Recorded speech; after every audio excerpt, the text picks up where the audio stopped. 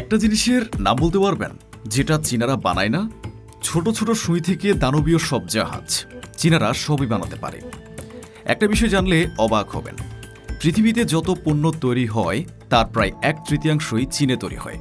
America যত বড়ই পরাশক্তি হোক না কেন, একটা জায়গায় তারা চীনের পেছনে পড়ে যাচ্ছে, সেটা হলো এই উদ্ভাবন। বিশ্বের সব পরাশক্তি যখন সামরিক শক্তির উপর জোর দিচ্ছে, চীন তখন সামরিক শক্তির পাশাপাশি বিশ্বের নিয়ন্ত্রণ হাতে নিচ্ছে তাদের অবিশ্বাস্য সব উদ্ভাবন দিয়ে। ছোটখাটো ইলেকট্রনিক যন্ত্রপাতি থেকে শুরু করে কৃত্রিম বুদ্ধিমত্তা, কোয়ান্টাম কম্পিউটিং এবং মহাকাশ গবেষণার মতো জটিল বিষয়ে চীন এখন পশ্চিমা বিশ্বকে চ্যালেঞ্জ জানাচ্ছে। শুধু এই উদ্ভাবনের কারণেই সামনের দিনগুলোতে চীন হয়ে উঠতে পারে সারা পৃথিবীর নিয়ন্ত্রক। তাই আমেরিকার সামনে অন্য কোনো দেশ নয়, চীনই সবচেয়ে বড় হুমকি। চীনের এ সাফল্যের পেছনে কাজ করছে দীর্ঘমেয়াদী পরিকল্পনা, শিক্ষার ব্যাপক প্রসার এবং গবেষণায় বিপুল পরিমাণ বিনিয়োগ। দেশটির সরকার গত কয়েক দশক ধরে তাদের জিডিপির একটি বড় অংশ গবেষণা ও উন্নয়নে ব্যয় করে আসছে। ক্যাপসুলের আজকের ভিডিওতে চীনের উদ্ভাবনী শক্তির সকল রহস্য ও সফলতার গল্প তুলে ধরা হবে। ব্যাখ্যা করা হবে কিভাবে দেশটি উদ্ভাবন দিয়ে সারা বিশ্বকে হাতের মুঠোয় নিয়ে আসছে। তো চলুন শুরু করা যাক। বিরল ধাতুর খনি। বর্তমানে বিশ্ব উদ্ভাবনের চালিকা শক্তি হিসেবে চীনের অবিচ্ছেদ্য অংশ তাদের রেয়ার আর্থ মেটাল বা বিরল খনিজ সম্পদ। আধুনিক প্রযুক্তির প্রতিটি স্তরে, যেমন স্মার্টফোন, বৈদ্যুতিক ঘড়ি, উন্নত চিপসেট থেকে শুরু করে অত্যাধুনিক যুদ্ধবিমান পর্যন্ত এ ধাতুগুলোর প্রয়োজনীয়তা অপরিহার্য। চীন বর্তমানে বিশ্বের প্রায় 90% বিরল খনিজ প্রক্রিয়াজাতকরণ নিয়ন্ত্রণ করে, যা তাদের উদ্ভাবনের দৌড়ে অপ্রতিদ্বন্দ্বী করে তুলেছে। চীনের খনিজ ভাণ্ডারের উপর আমেরিকার মতো শক্তিশালী রাষ্ট্রকেও ব্যাপকভাবে নির্ভর করতে হয়। মার্কিন প্রতিরক্ষা সরঞ্জাম এবং উচ্চ প্রযুক্তির গ্রিন এনার্জি সেক্টর মূলত চীনের সরবরাহ চেইনের উপর নির্ভরশীল। যদি চীন এ খনিজ রপ্তানি সীমিত করে দেয়, তবে বৈশ্বিক প্রযুক্তি বাজারে বড় ধরনের বিপর্যয় নেমে আসতে পারে।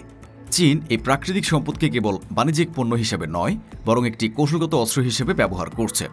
নিজস্ব মাটিতে এ কাঁচামালের সহজলভ্যতা তাদের উদ্ভাবন ও গবেষণাকে ত্বরান্বিত করেছে এবং স্বল্প মূল্যে উন্নত প্রযুক্তি তৈরিতে সহায়তা করেছে। ফলে খনিজ সম্পদের এই একচেটিয়া নিয়ন্ত্রণ চীনকে বৈশ্বিক উদ্ভাবনের প্রধান শক্তিতে রূপান্তরিত করেছে, যা পশ্চিমা বিশ্বের জন্য চ্যালেঞ্জ হয়ে দাঁড়িয়েছে। পরিকল্পনা। 1 দশক আগে চীন মেড ইন চায়না 2025 ঘোষণা করেছিল। এর লক্ষ্য ছিল চীনকে সস্তা পণ্যের কারখানা থেকে বিশ্বমানের উদ্ভাবনী শক্তিতে রূপান্তর করা। তখন অনেকেই, বিশেষ করে পশ্চিমা বিশেষজ্ঞরা, মনে করতেন একনায়কতন্ত্রে উদ্ভাবন সম্ভব নয়। চীনের প্রযুক্তি ভিত্তি দুর্বল ছিল, বিশ্ববিদ্যালয়গুলো ছিল মাঝারি মানের, আর দক্ষ কর্মীর ঘাটতি ছিল। তাই ধারণা ছিল বড় রাজনৈতিক পরিবর্তন ছাড়া চীন কখনোই ওই অবস্থা থেকে বের হতে পারবে না। কিন্তু এতদিনে এসে সে ধারণা ভুল প্রমাণিত হয়েছে। চীন তাদের পরিকল্পনা অনুযায়ী যতগুলো প্রজেক্ট হাতে নিয়েছে তার বেশিরভাগই সফলভাবে এগিয়েছে।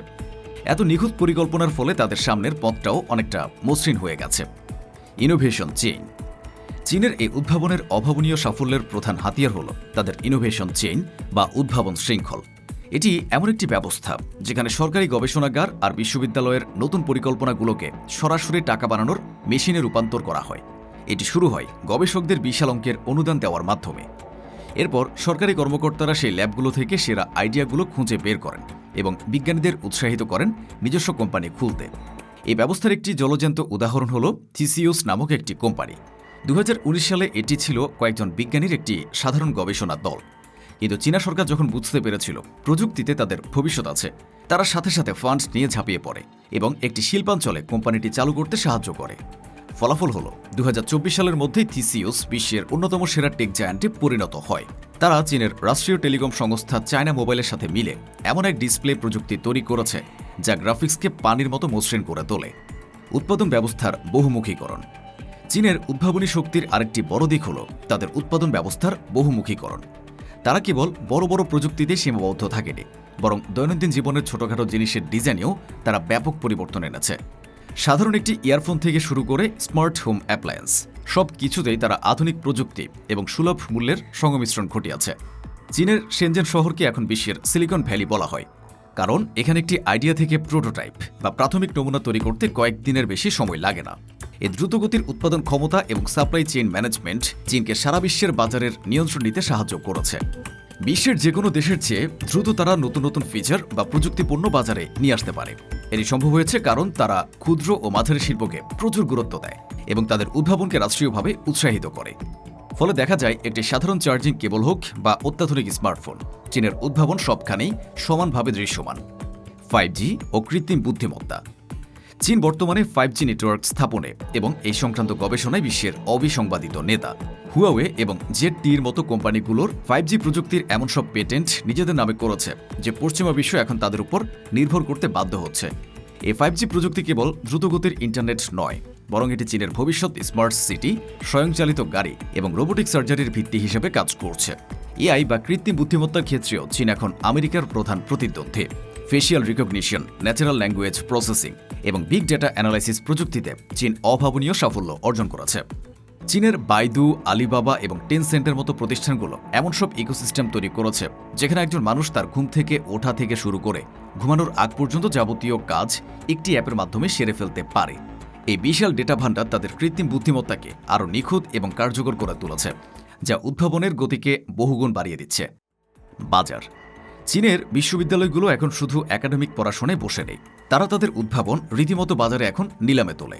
হারবিনের একটি কৃষিবিজ্ঞান একাডেমির কথা ধরুন, তারা তাদের তৈরি একটি জেনেটিক্যাল মডিফাইড সয়াবিনের পেটেন্ট সরাসরি অনলাইন মার্কেটপ্লেসে নিলামে তুলেছিল। চীনের এই বিশেষ অনলাইন বাজারগুলোতে কোম্পানিগুলো তাদের পছন্দের প্রযুক্তির জন্য দর হাঁকাতে পারে।